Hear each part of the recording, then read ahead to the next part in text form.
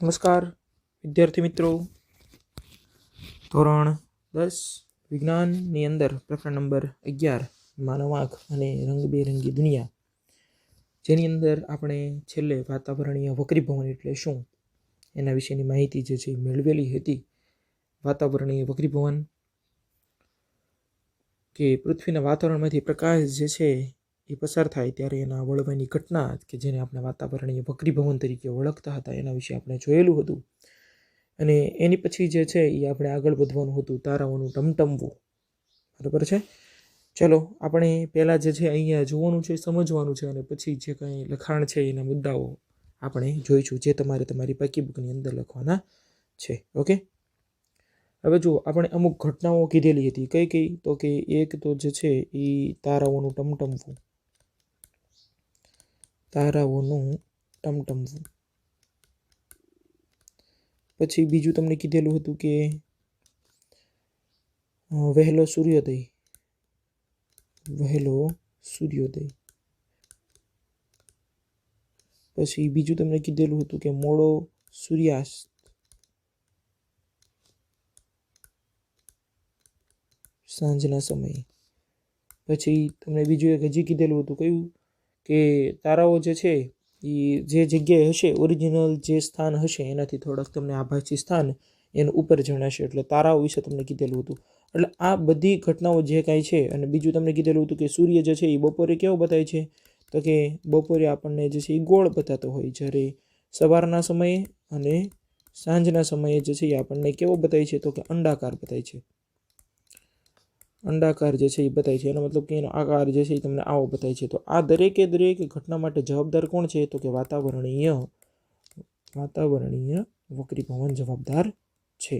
Okay, હવે એની અંદરથી આ દરેકે દરેક ઘટનાઓ છે, તારાઓનું ટમટમવું છે, વહેલો સૂર્યોદય, મોડો સૂર્યાસ્ત, તારાઓ જે આપણને અલગ જગ્યાએ બતાય છે, એનું આભાસી સ્થાન જે છે એ તમને કંઈક અલગ જગ્યાએ લાગે છે, જે જગ્યાએ હોય એના કરતાં કંઈક અલગ જગ્યાએ લાગે છે. તો એના માટે આ બધી જે કંઈ ઘટનાઓ છે એ દરેક ઘટનાઓ માટે જવાબદાર કોણ છે? વાતાવરણીય વક્રીભવન. તો એની ડેફિનેશન કઈ આવશે? જે તમને અગાઉ કીધેલી જ હતી કે પૃથ્વીના વાતાવરણમાંથી જ્યારે પ્રકાશનું કિરણ પસાર થાય છે ત્યારે એના વળવાની ઘટના કે જેને આપણે વાતાવરણીય વક્રીભવન તરીકે ઓળખીએ છીએ. એની અંદર સૌથી અગત્યની જે છે એ આપણે તારાઓનું ટમટમવું અને વહેલો સૂર્યોદય, મોડો સૂર્યાસ્ત, આ 3 મુદ્દાઓ જે છે આપણે ભણવાના આવે છે. બાકીના મુદ્દાઓ જે છે એ તમારે ભણવાના આવતા નથી. અને આ જે છે એ તારાઓ ઉપર દેખાય છે એ તારાઓના ટમટમવાની અંદર આવી જ જશે. બરાબર છે. એટલે ટોટલ આ જે છે એ 4 મુદ્દાઓ તમારે સમજવાના છે અને એની અંદરથી પરીક્ષાની અંદર પ્રશ્ન જે છે એ પૂછાઈ શકે. ઓકે, તો ચાલો શરૂઆત કરીએ. તારાઓનું ટમટમવું. ઓકે, ચલો ટોપિક જે છે એનું આપણે નામ લખીએ, તારાઓનું. જે તમે અગાઉ જોઈ ગયા છીએ એ દરેકે દરેક મુદ્દાઓ આની અંદર પણ આવશે. તારાઓનું ટમટમવું. હવે અહીંયા દાખલા તરીકે આપણે જે છે એ વાતાવરણના અલગ અલગ સ્તર જે છે એ દર્શાવીએ છીએ. આ જે છે એ શું દર્શાવેલા છે? તો કે વાતાવરણના અલગ અલગ સ્તર દર્શાવેલા છે.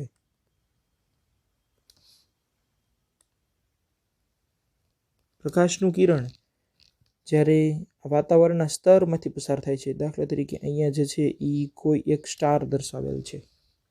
બરાબર છે. આ જે છે એ શું છે? તો કે સ્ટાર, તારો જે છે એ દર્શાવેલો છે. હવે અહીંયાથી જ્યારે પ્રકાશનું કિરણ આવે છે ત્યારે કયા માધ્યમથી કયા માધ્યમમાં જાય છે એ તમને અગાઉ પણ કીધેલું હતું. અહીંયા આગળ જે પૃથ્વીની સપાટી છે અથવા અહીંયા જે ક્ષિતિજ રેખા છે, ક્ષિતિજ એનો મતલબ કે એની સપાટી આગળ એની હવા જે હશે, હવા કેવી હોય? તો કે ઘટ્ટ હશે, જાડી હશે. હવા કેવી હોય? ઘટ્ટ હોય. જ્યારે અહીંયા આગળની હવા જે હશે, સૌથી ઉપરના સ્તરની હવા કેવી હોય? તો કે હવા પાતળી હશે. હવે અહીંયા આગળની ઘનતા કેવી હશે? તો કે ઘનતા, જો હવા જાડી હોય ને તો ઘનતા કેવી હોય? તો કે વધારે હોય. ઘનતા વધારે હોય. જેની ઘનતા વધારે હોય ને એનો વક્રીભવનાંક વધારે હોય. એનો મતલબ કે વક્રીભવનાંક રહ્યો એ ઘનતા ઉપર આધાર રાખે છે. અહીંયા ઘનતા વધારે, તો અહીંયા ઘનતા કેવી હશે?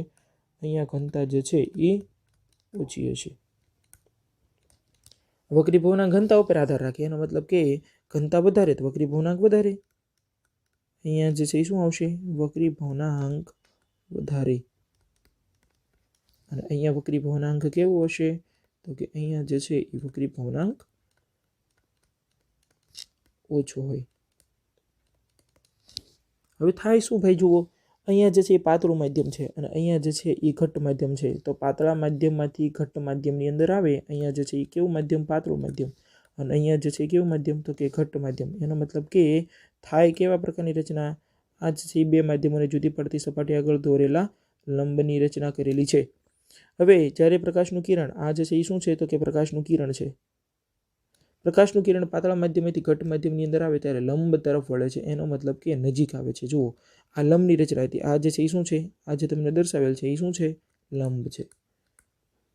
હવે આ લંબની નજીક આવે છે, એનો મતલબ કે ખૂણો જે છે કેવો થાય છે? ઓછો થાય છે। એની મેઇન દિશા તો આવડિયા જ હતી। આ જે છે એની મેઇન દિશા છે, એમાંથી નજીક આવી જાય છે। કોની નજીક આવે છે? તો કે લંબની નજીક આવે છે। પણ ક્યારે? કે જ્યારે પ્રકાશનું કિરણ પાતળા માધ્યમથી ઘટ્ટ માધ્યમની અંદર આવે।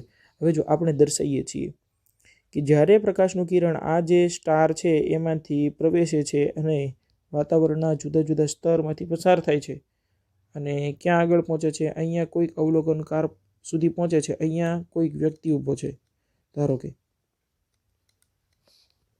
આ કોણ છે? તો કે અવલોકનકાર। અવલોકનકાર એનો મતલબ કે કોઈ પણ વ્યક્તિ જે છે એ હોઈ શકે। જ્યારે આ એનું ઓરિજિનલ સ્થાન છે, એનો મતલબ કે આપણે શું લખશું? તો કે વાસ્તવિક સ્થાન। એને બતાય છે કયું? જ્યારે આ જે વ્યક્તિ છે અહીંયા આગળ અવલોકનકાર ઊભો છે, એને કયું જે છે એ બતાય છે? તો કે એ આપણે દર્શાવીએ। હવે જુઓ, આકૃતિની અંદર જે છે એ તમને આ એનું આભાસી જે અહીંયા ડોટેડ લાઈન દર્શાવેલી છે એ દરેકે આ જે છે એ વ્યક્તિ જે જુએ છે એ બતાય છે એને। એનો મતલબ કે આ જે છે એ આ સ્ટારનું આભાસી સ્થાન છે। હકીકતમાં સ્ટાર જે છે એ ક્યાં આગળ છે? તો કે અહીંયા આગળ છે, પણ બતાય છે ક્યાં આગળ? તો કે અહીંયા આગળ બતાય છે, આભાસી સ્થાન। હવે આવું શા માટે થાય છે? બરાબર છે, એ આપણે કારણ સમજવાનું છે અને તારાઓ શા માટે ટમટમે છે એ જે છે આપણે મુદ્દાઓ જોવાના છે। હવે જોઈએ આપણે, ચાલો। વાતાવરણીય વક્રીભવન એ એક એવું માધ્યમ છે કે જ્યાંથી કે પ્રકાશનું કિરણ જે છે એ અહીંયાથી અહીંયા આગળ પ્રવેશે। એનો મતલબ કે પાતળા માધ્યમની અંદરથી ઘટ્ટ માધ્યમની અંદર આવે છે ત્યારે સતત ને સતત શું થાય છે? તો કે લંબ તરફ વળે છે। હવે આપણે લંબ અહીંયા દર્શાવેલા નથી, પણ આપણે અહીંયા દર્શાવી દઈએ। ચલો, અહીંયા જે છે આપણે શેની રચના કરેલી છે? તો કે બે માધ્યમોને જુદી પડતી સપાટી આગળ દોરેલા લંબની રચના કરેલી છે। દરેક જગ્યાએ આવશે ને, આ જે છે એ આપણે લંબની રચના દર્શાવેલી છે। અને જેમ જેમ આપણે આગળ વધશું એમ એમ ખૂણો જે છે કેવો થતો જાય? ઘટતો જશે। અહીંયા આગળ જે ખૂણો હશે, અહીંયા આગળ એની કરતાં અહીંયા આગળનો ખૂણો કેવો હોય? ઓછો હશે। અહીંયા આગળ પણ ખૂણો ઓછો હશે અને અહીંયા આગળ પણ ખૂણો જે છે કેવો હશે? હાવ ઓછો હશે। બરાબર છે? ચાલો હવે જોઈએ આગળ। હવે જુઓ, આ જે છે આપણે લંબની રચના દર્શાવી। વાતાવરણીય વક્રીભવન જે છે કેવા માધ્યમની અંદર જોવા મળે? તો કે એ એક એવા માધ્યમની અંદર જોવા મળે કે જેની અંદર વક્રીભવનની અંદર ફેરફાર થતો હોય। અહીંયા જે છે પાતળું માધ્યમ છે, અહીંયા ઘટ્ટ માધ્યમ છે, અહીંયા વક્રીભવનાંક કેવો છે? ઓછો છે, અને અહીંયા વક્રીભવનાંક કેવો છે? વધારે છે। એનો મતલબ કે પ્રકાશનું કિરણ જે છે એ કેવા માધ્યમથી કેવા માધ્યમની અંદર આવે છે? તો કે પાતળા માધ્યમથી ઘટ્ટ માધ્યમની અંદર આવે। વક્રીભવનાંક ઓછો હશે એનાથી વક્રીભવનાંક વધારે હોય એવા માધ્યમની અંદર આવે ત્યારે તમને આ પ્રકારની ઘટના જે છે જોવા મળે છે। બીજું એક કે અહીંયા આગળની જે પૃથ્વીની સપાટી આગળની ઘનતા કેવી હશે? વધારે હશે, જ્યારે ઉપરના સ્તરની ઘનતા જે છે કેવી હશે? ઓછી હશે। એનો મતલબ કે પાતળા માધ્યમમાંથી સતત ને સતત ઘટ્ટ માધ્યમની અંદર પ્રવેશે ત્યારે શું થાય છે? તો કે દર વખતે લંબ તરફ વળે છે। ઓકે, અને જ્યારે આપણે અહીંયા આગળ જોઈએ છીએ, અહીંયા કોઈ અવલોકનકાર જુએ છે તો એનું આભાસી સ્થાન જે છે એ વાસ્તવિક સ્થાનથી કોઈક અલગ જગ્યાએ જોવા મળે છે અને એ જે છે એ થોડુંક કંઈક ઉપર જોવા મળે છે। પણ આવું શેના લીધે થાય છે? તો કે આ જે તમને અલગ અલગ વાતાવરણના સ્તર દર્શાવેલા છે એના લીધે થાય છે। બીજું એક કે જે પૃથ્વીનું વાતાવરણ છે એની ભૌતિક પરિસ્થિતિ દર વખતે સ્થિર નથી હોતી। આ જે છે એની ભૌતિક પરિસ્થિતિ દર વખતે એમ નામ ન હોય। દાખલા તરીકે કદાચ વાહનના ધુમાડા ને એ બધા કારણના લીધે જે વાતાવરણના સ્તર જે છે એની અંદર થોડા પ્રમાણની અંદર વેરિએશન થતું હોય। બરાબર છે? એનો મતલબ કે એની ભૌતિક પરિસ્થિતિ જે છે એ દર વખતે સ્થિર હોતી નથી અને એના લીધે જ એનું દેખીતું સ્થાન જે તમને અહીંયા આગળ જોવા મળે છે એ દર વખતે સ્થિર હોતું નથી। અને જે છે થોડુંક જે છે તમને થોડા સમય પછી, તમે 5 સેકન્ડ પછી 5 મિનિટ પછી જુઓ તો તમને થોડુંક જે છે એ અલગ જગ્યાએ તમને જોવા મળે। અહીંયા આગળ હોય તો તમને થોડુંક જે છે અહીંયા આગળ જોવા મળશે, પછી 2 સેકન્ડ પછી જોઈએ તો આપણને અહીંયા આગળ જે છે તમને જોવા મળે। અને બીજું એ કે તારાઓ જે છે એ પૃથ્વીથી ઘણા બધા દૂરના અંતરે આવેલા છે અને ઘણા બધા દૂરના અંતરે આવેલા હોવાથી તેને આપણે બિંદુવત ઉદ્ગમનો સ્ત્રોત કહી શકીએ. શું કહી શકીએ? આમ તો બિંદુવત ઉદ્ગમ કહી શકીએ. શું કહી શકીએ? બિંદુવત ઉદ્ગમ. દાખલા તરીકે ટોર્ચ હોય, તમારી ઘરે ટોર્ચ હશે બત્તી, અને ટોર્ચને તમે ઘણા બધા દૂરના અંતરેથી શરૂ કરેલી હોય, ઘણા બધા દૂરના અંતરે રાખેલી હોય, તો માત્ર ને માત્ર એક ટીલડી પડતી હોય એવું લાગે તમને. જેમ કે તારામાંથી આવતો પ્રકાશ છે, તો તારામાંથી આવતો પ્રકાશ એ તમને એક જથ્થો નથી બતાતો, એ જે છે આપણે બિંદુવત ટપકાના સ્વરૂપની અંદર હોય એવું બતાવે છે. એનો મતલબ કે બિંદુવત ઉદ્ગમ આપણે એને કહી શકીએ. જ્યારે ગ્રહની અંદર એવું ન હોય, ગ્રહની અંદર જે છે આપણે એને જથ્થો કહી શકીએ. જ્યારે આ સ્ટારમાંથી આવતો પ્રકાશ જે છે એને આપણે બિંદુવત ઉદ્ગમ કહી શકીએ. ઓકે, તારામાંથી આવતો પ્રકાશ જે છે એનો જે કિરણનો માર્ગ જે છે એ થોડા સમય બદલાયા કરે છે. આથી તારાનું દેખીતું સ્થાન જે છે એ પણ બદલાય છે. જે તમને અહીંયા આગળ સ્થાન જોવા મળે છે એ પણ કેવું જોવા મળે છે? તો કે બદલાયા કરે છે. અને આપણી આંખની અંદર પ્રવેશે છે ત્યારે તારાની પ્રકાશની માત્રા જે હોય એ થોડીક અનિયમિતપણે ચેન્જીસ થયેલી તમને જોવા મળે છે. જેથી તમને તારાઓ જે છે અમુક વખતે પ્રકાશિત લાગે, થોડા સમય જે છે તમને આ પ્રકાશિત લાગશે, અને થોડા સમય પછી જુઓ તો તમને ઝાંખો પડી ગયો લાગે, પછી 2 સેકન્ડ પછી જોઈએ તો પ્રકાશિત લાગે, અને પછી પાછું ઝાંખો પડી ગયો લાગે. એનો મતલબ કે તારાઓ ટમટમતા હોય એવું બતાય છે. ઓકે, ચાલો ફરીવાર એકવાર હજી તમને કહી દઉં તો કે તારાઓ ઘણા બધા દૂરના અંતરે આવેલા છે. બિંદુવત ઉદ્ગમ આપણે એને કહી શકીએ. બીજું કે જે ક્ષિતિજ આગળની જે સપાટી, પૃથ્વીની સપાટી આગળની ઘનતા હોય એ કેવી હશે? તો કે હવા જાડી હોવાથી ઘનતા વધારે હશે, એનો મતલબ કે વક્રી ભવનાંક વધારે છે. જ્યારે ઉપરની સપાટી જે છે અહીંયા આગળ હવા પાતળી હોય છે, એનો મતલબ ઘનતા ઓછી હોય છે. અને વક્રી ભવનાંક પણ કેવો હોય છે? તો કે વક્રી ભવનાંક પણ ઓછો હોય છે. ઓકે, પ્રકાશનું કિરણ પાતળા માધ્યમમાંથી ઘટ માધ્યમની અંદર આવે ત્યારે લંબ તરફ વળે છે, અને દર વખતે આ ખૂણાનું માપ જે છે કેવું થતું જાય? ઓછું થતું જશે. અને પ્રકાશના કિરણનો માર્ગ જે છે એ ઓરિજિનલ જે હશે એના કરતાં થોડુંક તમને ચેન્જીસ થયેલો જોવા મળે. દર વખતે અનિયમિતપણે બદલાશે. એનો મતલબ કે એનું આભાસી સ્થાન હોય એના વાસ્તવિક સ્થાનથી તમને કોઈક અલગ જગ્યાએ જોવા મળે છે, અને વાસ્તવિક સ્થાનથી તમને થોડુંક કંઈક ઉપર જોવા મળશે. ઓકે, અને એના લીધે જ તે બિંદુવત ઉદ્ગમ આપણે કીધું, એના લીધે જ તે અને આ જે ક્યાં વાતાવરણના સ્તરમાંથી પસાર થાય છે, કારણ કે એની ભૌતિક પરિસ્થિતિ, આ જે બધા સ્તર છે એની ભૌતિક પરિસ્થિતિ દર વખતે તમને અલગ અલગ જોવા મળશે. અને એના લીધે પ્રકાશનો માર્ગ જે છે, પ્રકાશના કિરણનો માર્ગ એ અનિયમિતપણે બદલાયા કરે છે. અમુક વખતે જે છે એ વધારે તમને પ્રકાશિત લાગશે સ્ટાર જે છે, અને અમુક વખતે તમને ઝાંખો લાગે છે. બાકી હકીકતની અંદર એવું કંઈ હોતું નથી. બરાબર છે? આ તો વધારે ઘણા બધા દૂરના અંતરે હોવાથી આપણને આ પ્રકારની જે છે એ રચના જોવા મળે છે, અને એના લીધે તારાઓ તમને ટમટમતા હોય એવું લાગે છે. ઓકે, તો આ જે છે એ જે કંઈ તમને સમજાવવાનું હતું એ દરેક મુદ્દાઓ તમને કીધા, અને હવે આપણે જે છે એ લખાણના સ્વરૂપની અંદર જોઈએ. ઓકે, ચલો જોઈએ આપણે કે તારાઓ જે છે એ કેમ ટમટમે છે, અને સવિસ્તાર આપણે સમજાવવાનું છે. તારાઓના પ્રકાશનું વાતાવરણ વક્રીભવન થવાથી તારાઓ ટમટમતા હોય એવું લાગે છે. આપણે ઘણી બધી ઘટનાઓ વિશે જે છે જોયેલું હતું. કઈ ઘટનાઓ? તો કે એની અંદર જે છે વહેલો સૂર્યોદય આવશે, મોડો સૂર્યાસ્ત આવશે. તારાઓ જે છે ખરેખર હોય એની જગ્યાએ થોડાક ઉપર તમને બતાતા હોય છે, અને એનું આભાસી સ્થાન હોય છે. તો તારાઓના પ્રકાશનું વાતાવરણ વક્રીભવન થવાથી તારાઓ જે છે ટમટમતા હોય એવું લાગે છે. તારાઓનો પ્રકાશ પૃથ્વી પર પહોંચે તે પહેલા પૃથ્વીના વાતાવરણમાં સતત શું પામતો હોય છે? તો કે વક્રીભવન પામતો હોય છે.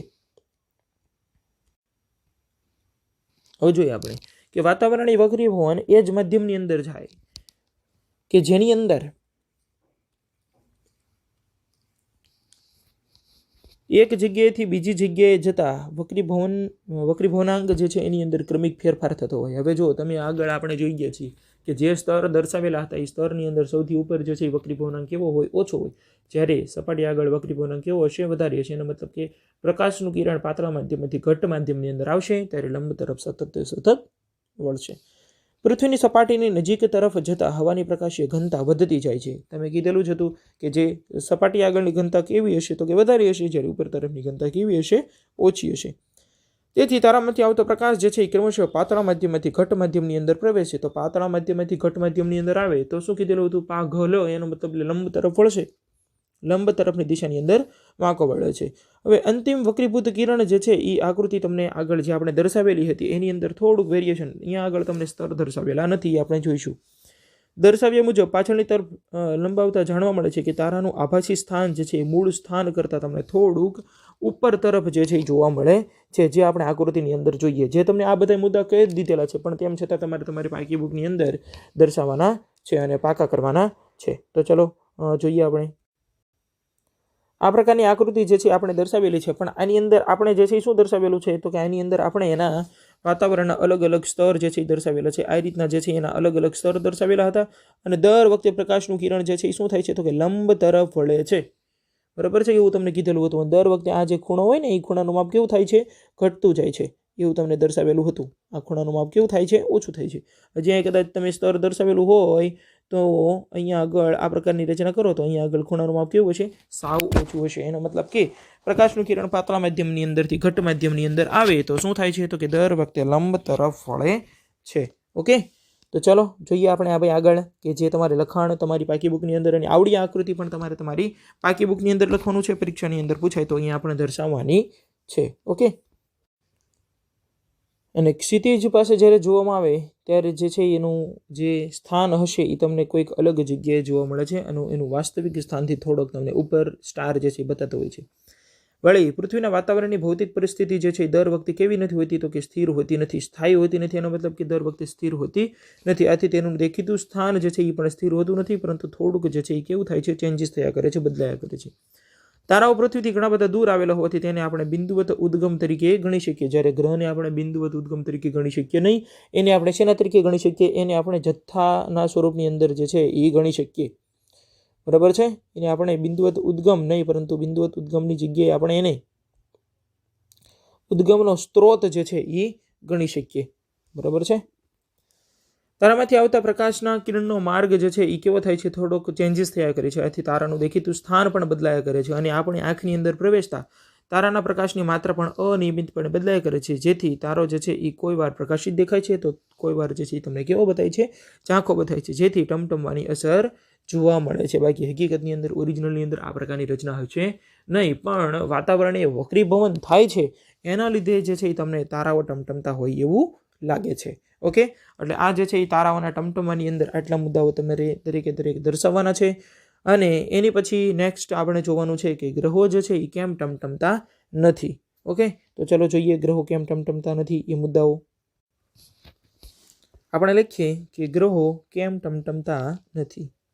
ગ્રહો કેમ ટમટમતા નથી. તારાઓ જે છે એ ક્યાં આવેલા છે, તો કે તારાઓ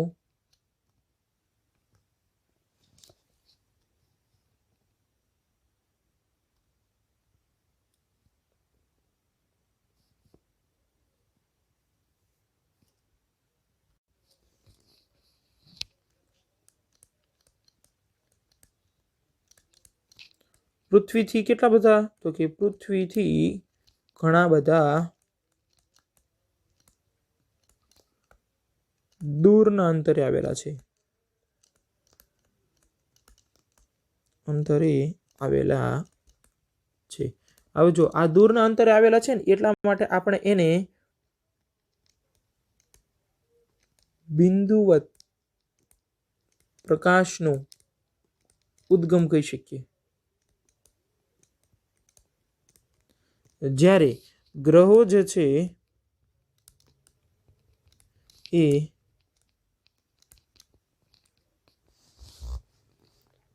પૃથ્વીથી તારાઓની સાપેક્ષે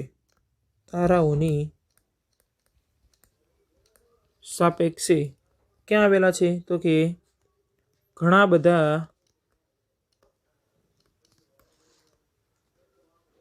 નજીક આવેલા છે.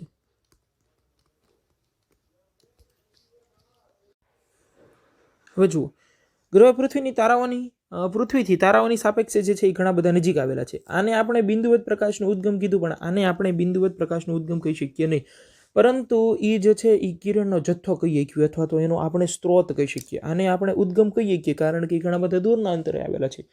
જેમ કે ટોર્ચ હોય, ટોર્ચને તમે ઘણી બધી દૂર રાખેલી હોય તો માત્ર ને માત્ર એક ટપકું હોય એવું લાગે. તારામાંથી આવતો પ્રકાશ જે છે એ માત્ર ને માત્ર તમને એક બિંદુના સ્વરૂપની અંદર બતાય. એટલા માટે આપણે બિંદુવત પ્રકાશ ઉદ્ગમ એવું નામ આપ્યું. જ્યારે ગ્રહની અંદર તમે બિંદુવત ન કહી શકો, કારણ કે ગ્રહ જે છે એ કેવા છે, તો કે પૃથ્વીથી ઘણા બધા નજીકના અંતરે આવેલા છે. તો તેથી તેમાંથી આવતા પ્રકાશને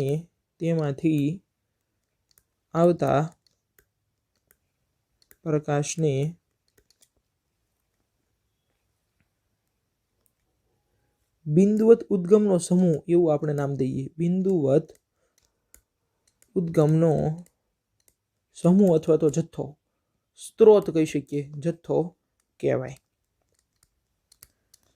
અને આ જો આપણે બિંદુવત ઉદ્ગમનો જથ્થો કહીએ તો બિંદુવત ઉદ્ગમના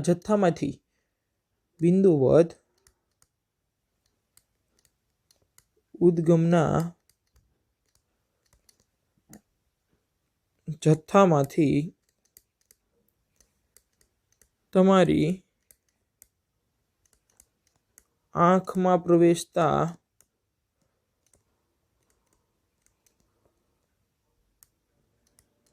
પ્રકાશના કુલ ફેરફાર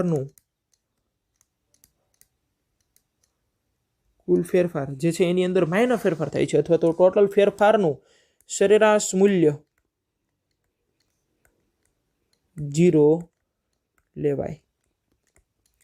કારણ કે એની અંદર જે છે બહુ માઇનોર ચેન્જીસ થશે અથવા તો ચેન્જીસ થશે નહીં. એટલા માટે આપણે શું લખેલું છે કે બિંદુવત ઉદ્ગમના જથ્થામાંથી તમારી આંખની અંદર જે કંઈ પ્રકાશ પ્રવેશે છે એની અંદર ટોટલ ફેરફારનું મૂલ્ય જે છે આપણે કેવું લઈ શકીએ? 0 લઈ શકીએ. અને એના લીધે તે તારાઓના જે ગ્રહમાંથી આવતો પ્રકાશ જે છે એની ટમટમવાની અસર નાબૂદ થાય છે.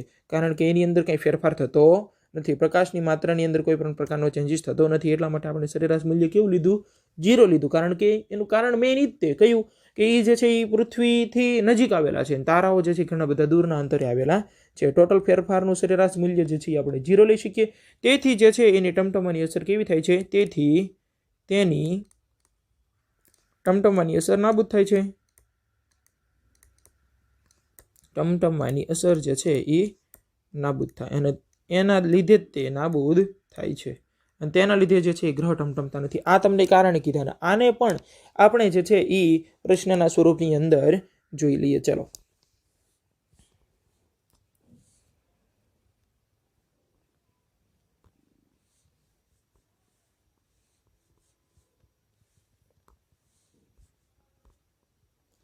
ગ્રહ જે છે એ કેમ ટમટમતા નથી?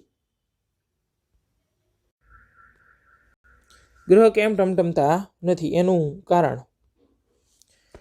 ગ્રહો જે છે એ તારાઓની સરખામણીની અંદર પૃથ્વીની ઘણા બધા નજીક આવેલા છે. આથી તેઓ તારાઓની સાપેક્ષે કેવા દેખાય છે? મોટા દેખાય છે. તારાઓ પૃથ્વીથી દૂર આવેલા છે.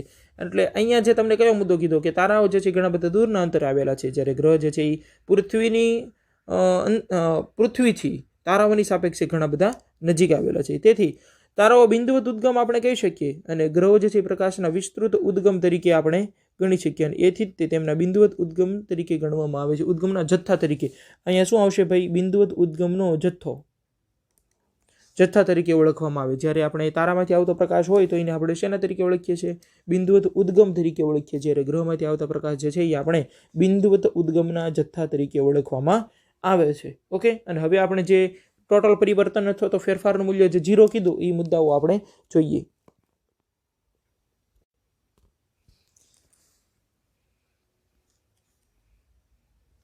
જો આપણે ગ્રહને બિંદુવત પ્રકાશ ઉદ્ગમના સ્ત્રોત તરીકે ગણીએ તો બધા જ બિંદુવત પ્રકાશ ઉદ્ગમોથી આપણી આંખની અંદર પ્રવેશતા, અહીંયા જે છે શું આવશે? પ્રવેશ કરતા પ્રકાશની માત્રામાં ટોટલ પરિવર્તનનું સરેરાશ મૂલ્ય જે છે એ અહીંયા શું આવશે ભાઈ? સરેરાશ મૂલ્ય કેવું લેવામાં આવે છે? 0 થાય છે. અને તેથી જ તે જે છે એની ટમટમવાની અસર નાબૂદ થાય છે. અને આ કારણને લીધે જે છે એ ગ્રહ જે છે એ ટમટમતા નથી. મેઇન કારણ કયું છે? તો કે તારાઓ જે છે એ ઘણા બધા દૂરના અંતરે આવેલા છે, જ્યારે ગ્રહ જે છે એ ઘણા બધા નજીકના અંતરે આવેલા છે. અહીંયા તારાઓને આપણે બિંદુવત ઉદ્ગમ તરીકે ગણી શકીએ, જ્યારે ગ્રહ જે છે એની આપણે બિંદુવત ઉદ્ગમના સમૂહ અથવા તો જથ્થા તરીકે ગણી શકીએ. અને એના લીધે જ તે બિંદુવત પ્રકાશ ઉદ્ગમથી આપણે આંખની અંદર જે કંઈ પ્રકાશ પ્રવેશે છે એની અંદર ટોટલ પરિવર્તનનું ફેરફાર જે છે અથવા તો એના સરેરાશનું મૂલ્ય કેવું લઈ શકીએ? આપણે 0 લઈ શકીએ. અને એના લીધે તેની ટમટમવાની અસર નાબૂદ થાય છે. અને આ કારણના લીધે ગ્રહ જે છે એ ટમટમતા નથી. બરાબર છે? એટલે આ કારણે તમને 2 માર્કની અંદર પૂછી શકાય છે. ઓકે, એની પછી નેક્સ્ટ જે છે વહેલો સૂર્યોદય અને મોડો સૂર્યાસ્ત એ આપણે આગળના ભાગની અંદર જોઈશું. Okay, thank you.